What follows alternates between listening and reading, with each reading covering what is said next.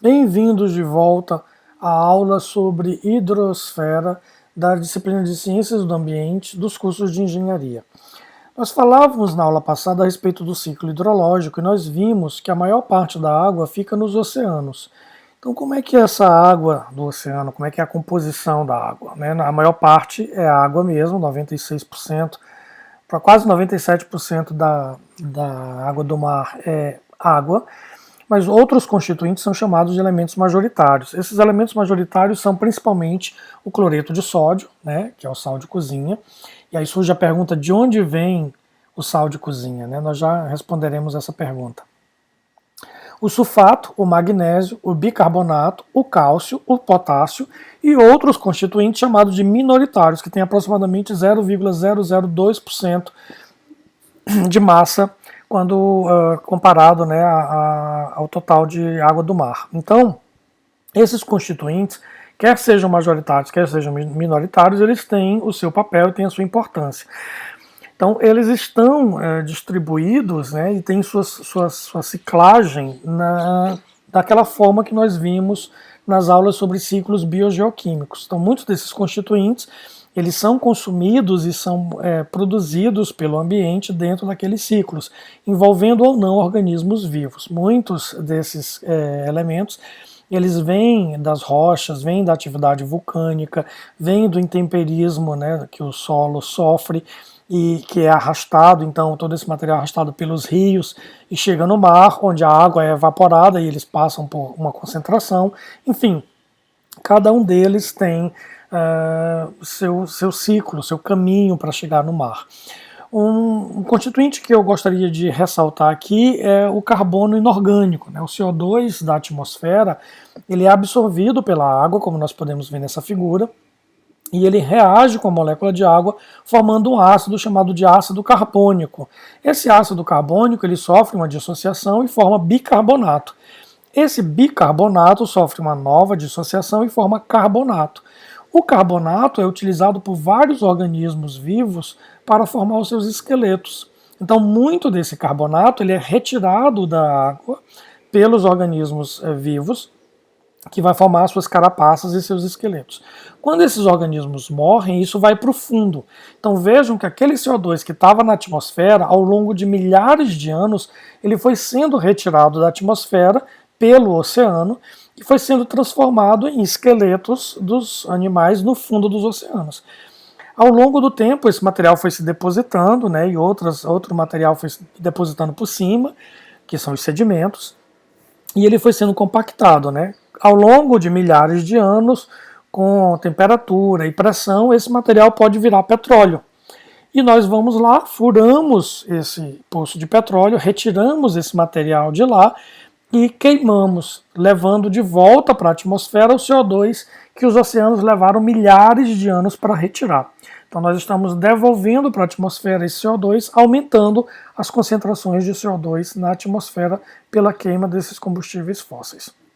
Outra coisa extremamente importante de entender é que a distribuição dos elementos na água do oceano não é igual.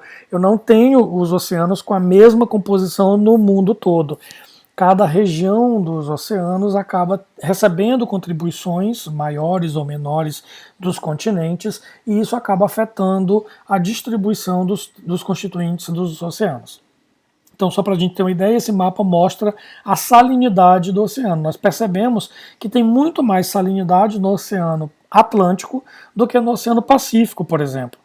E muito se deve à entrada de água de rios, né? Então, aqui no Oceano Atlântico nós temos vários continentes ali próximos, desaguando rios ali e trazendo material do continente, que se dissolve na água e que ao evaporar então essa água, aumenta ou garante, né, a presença desses sais ali dissolvidos. Enquanto que o Oceano Pacífico, como ele tem uma grande massa de água e bem menos contribuição dos continentes, você tem uma água menos salgada. Bom, a força iônica, então, ela é dada, né, por essa fórmula, a gente pode calcular essa força iônica a partir dos íons que estão dissolvidos na água. Então esses cálculos existem para que a gente possa entender o efeito dessa força iônica sobre as atividades das várias moléculas que estão dissolvidas ali.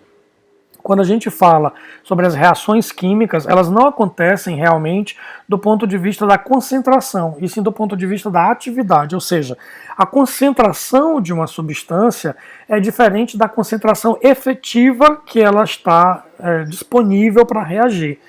E essa atividade, que é a concentração efetiva, né, de cada substância, é extremamente afetada pela força iônica, que é calculada da forma que vocês podem ver aqui.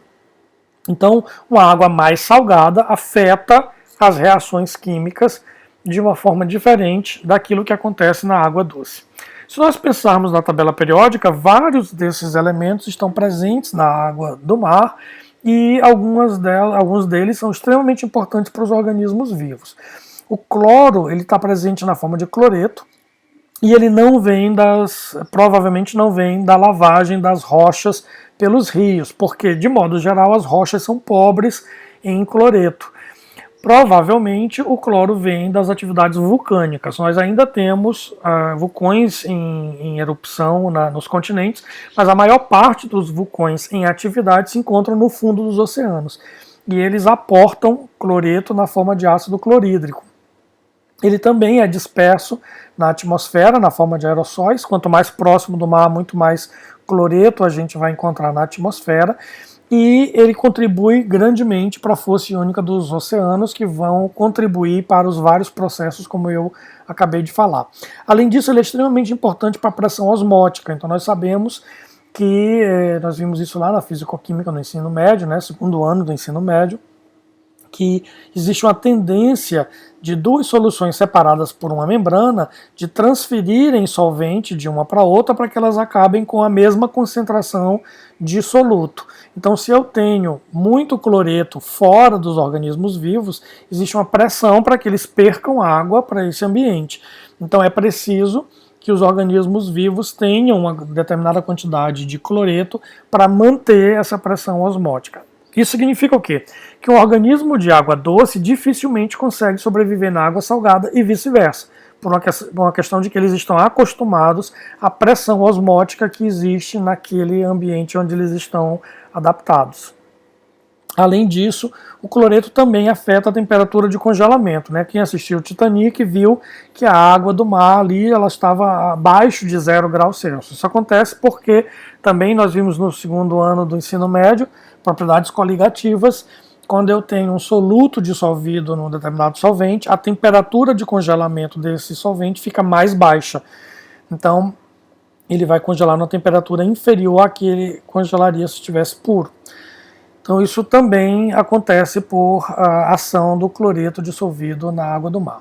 Um outro constituinte que acompanha o cloreto é o sódio, né? Nós sabemos que forma ali cloreto de sódio na água do mar. Esse provavelmente vem das rochas.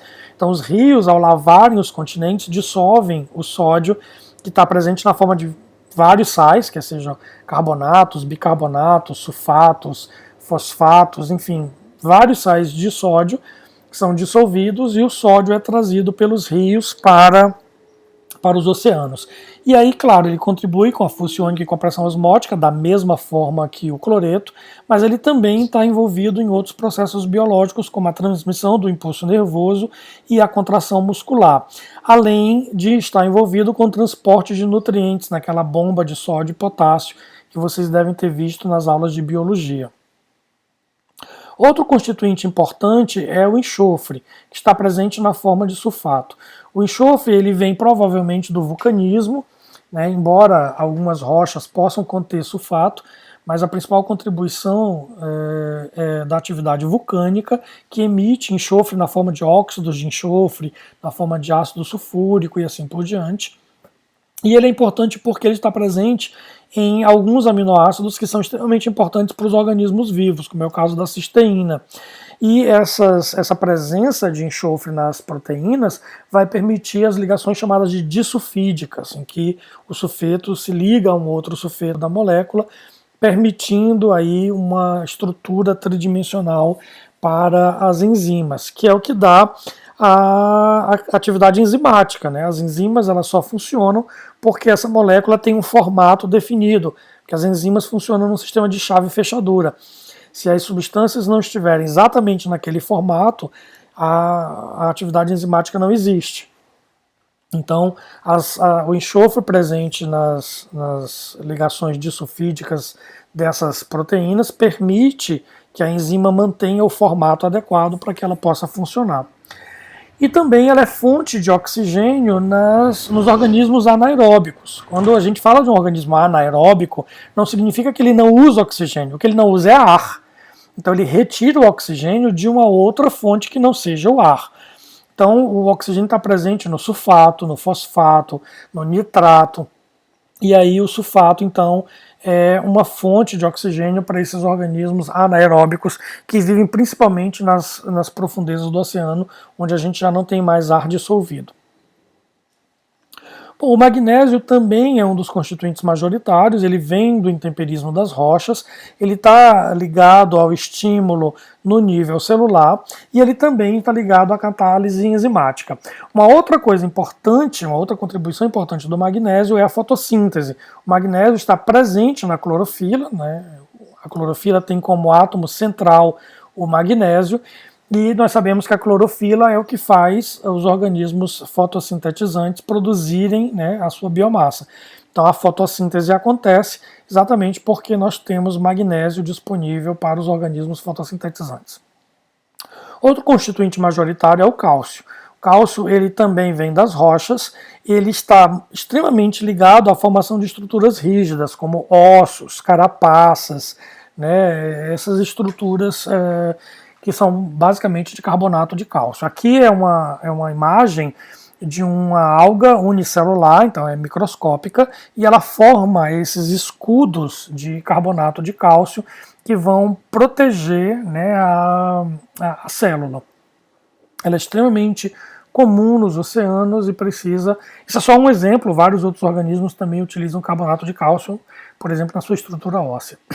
O potássio também vem das rochas, ele está presente na contração muscular, então o sódio e o potássio participam desse processo de contração e relaxamento muscular.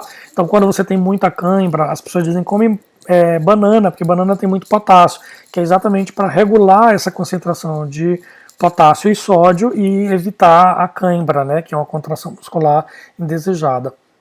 Ele também é importante para a catálise enzimática, ele ajuda na absorção de nutrientes, também naquela bomba de potássio e sódio. Então nós sabemos que a absorção dos nutrientes pela célula acontece pela passagem desses nutrientes através da membrana celular. Então a glicose ela é transferida para dentro da célula, porque ela se liga a um cátion de sódio, e aí ao chegar dentro da célula, o potássio expulsa esse sódio, né, coloca o sódio de volta para fora, que vai de novo se ligar a mais glicose e transferir essa glicose para dentro da célula. Então, alguns nutrientes precisam dessa bomba de sódio e potássio para serem absorvidos pelas células. E o potássio também é importante para os organismos fotossintetizantes. O carbono é bem óbvio, né, a importância do carbono, ele está presente em todos os organismos vivos, né, ele tanto é importante na forma orgânica como na forma inorgânica. Como compostos inorgânicos nós temos o gás carbônico, o bicarbonato e o carbonato, sendo que o bicarbonato é a forma mais abundante nos oceanos, e vai dar, né, a alcalinidade dos oceanos, e o pH final da água do oceano é principalmente por causa da presença de bicarbonato. Também vai ser fonte de oxigênio para os organismos anaeróbicos, né, que vão retirar esse oxigênio do carbonato ou do bicarbonato e vão emitir metano. E também está presente aí nas estruturas rígidas pela formação do carbonato de cálcio. Aqui é um exemplo de corais. Né, os corais utilizam o carbonato de cálcio, então, para formar suas estruturas rígidas. O oxigênio também é bastante óbvio a sua necessidade para os organismos vivos, porque é ele que transfere elétrons, então nós precisamos do oxigênio para fazer a energia fluir dentro do nosso organismo, e ele é encontrado no mar de várias formas, né, como oxigênio livre, na forma de molécula de oxigênio dissolvido na água ou em bolhas de ar, ou ainda na forma de carbonatos, sulfatos, fosfatos, nitratos, uma série de outros compostos. ele é produzido na fotossíntese e ele é consumido na respiração. O bromo é um composto já minoritário. Agora, dentro dos minoritários, nós temos vários constituintes que são extremamente importantes para os organismos vivos, ainda que eles estejam presentes em pequenas concentrações. Todos esses minoritários vão acabar somando muito menos do que 1% dos sais dissolvidos. Ele pode estar presente na forma de brometo, embora outras formas de bromo possam ser encontradas, principalmente porque as algas transformam o brometo em bromometano, que é uma substância tóxica e que também afeta a camada de ozônio. Então vejam que a presença também de muitas algas é prejudicial para o ambiente, porque vai produzir uma grande quantidade de bromometano. É importante que exista um equilíbrio entre os organismos vivos e que a quantidade de alga produzida no ambiente seja suficiente para alimentar os herbívoros que vivem ali, mas que não haja um excesso dessas algas, porque elas podem produzir substâncias tóxicas, né? Um dos exemplos é o bromometano, mas existem outros. O estrôncio também é um componente minoritário, e é uma preocupação mais recente por causa de um vazamento que houve numa usina nuclear japonesa. Então essa mancha até hoje é encontrada ali no oceano, né, de estrôncio radioativo, mas ele não tem um papel conhecido para os organismos vivos. O boro ele está encontrado como borato. Ele também contribui para o pH dos oceanos, né, para a alcalinidade do oceano, contribuindo aí um pouco com o tampão dos oceanos, e por isso ele é importante para manter o pH no nível adequado para a vida. O silício ele está presente em pouca quantidade, principalmente porque o fundo do oceano está muito longe, né? O oceano é bastante profundo, eu tenho uma grande coluna d'água, então existe pouco silicato vindo do fundo, existe uma boa contribuição de silicato que vem dos rios, mas a quantidade de silício disponível é muito pequena. Esse silicato, a solubilidade dele é muito afetada pelo pH. Então, se o pH ficar mais ácido, o silício é menos solúvel, ele é mais solúvel em meio mais alcalino. Então, a acidificação dos oceanos, ela prejudica também a disponibilidade de silício na água.